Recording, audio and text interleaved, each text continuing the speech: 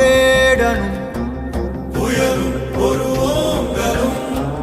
புனலும் மடைவாயிலும் புலமும் பெரும்பூக்கையும் புலரும் இருள்வானமும்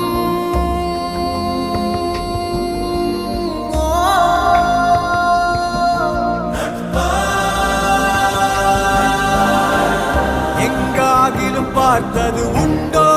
தீ நீருடன் சேர்ந்தது உண்டோ யார் யாரினை விழுங்குவர் என்பதை சொல்வார்